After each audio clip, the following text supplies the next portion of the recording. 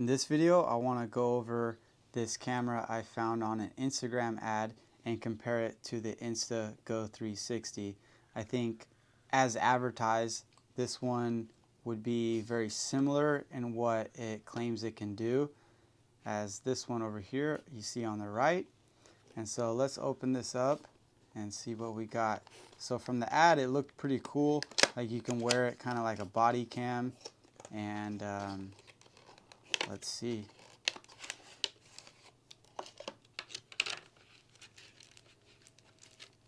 So it comes with the manual, the USB-C charging cable, and here it is. So from the ad, as advertised, the camera can swivel with a clip here. So let's say you're to clip that on something, you could have the camera facing that direction or really any direction you'd like. And it also has infrared lights, so we'll see how well that works in the dark. I'm in a dark room right now. There is a little bit of light coming from where I'm looking, but you can tell that up close the infrared does work. Although I'm going to pan it over to an RC airplane graveyard, and you'll see that up close you can kind of see what you're looking at.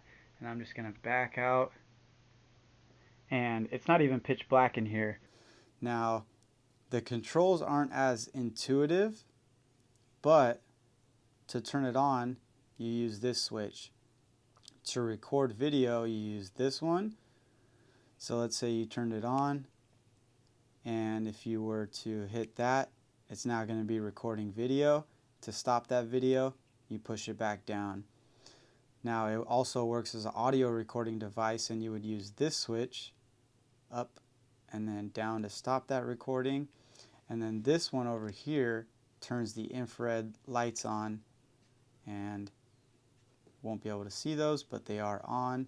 So as long as the camera's on and this switch is on, the infrared is on. So let's say you were to turn it back off, the infrared lights will turn off. And if I left that switch on, turned it back on, those are going to come right back on. And then let's say I started recording, then it's going to be recording with the infrared lights on. So let's see how well it works. And as like a chest mounted camera or even a hat mounted camera, something like this, let's see how it compares to the Insta360. And real quick, this camera, I'm going to tell you right now, is incredible. It has its own little body. It has an insanely good user interface. Almost that, like, I mean, it's better than like a Sony camera. It's very intuitive. It feels kind of like using an iPhone. This thing's incredible, and the cool thing is it comes out and there's your little action cam right there. So I love this thing. If you want to use it, you can just tap it right there. It's going to start recording, and you can equally use it from the actual camera body itself. And the cool thing is too, you can use your screen as a selfie screen. So let's see how they both work in the same conditions.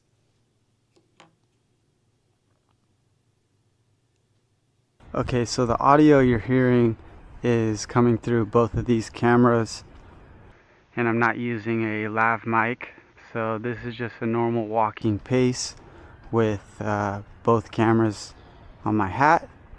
And we're just gonna kind of see the stability of just walking normal. Let's say I look around, see how things look.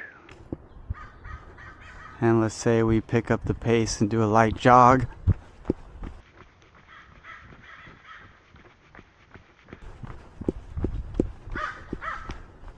So we'll see the difference there in the stability of the cameras, and also kind of the first person point of view. So there's one last comparison I want to make. This camera costs $30. This camera cost over $200. So let's say it's in the $300 range. You can find them used for in the $200s. But if you're willing to spend $30 on this camera, would it actually be worth it to just get yourself even an old GoPro like this, the Hero 3.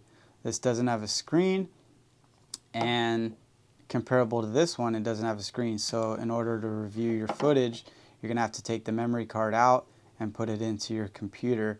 So would it make sense to just buy a really inexpensive older GoPro as compared to something like this? In conclusion, you get what you pay for. The concept here is pretty cool, but the quality is just not there.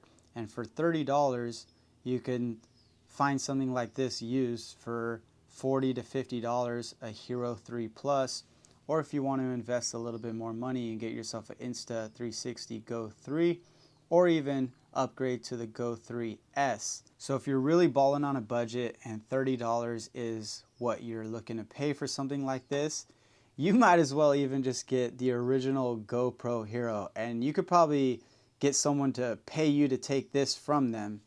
That's how ancient this thing is. The fact of the matter is, it still works, and although I didn't show the video footage from here, I can guarantee you it's still a lot better than this.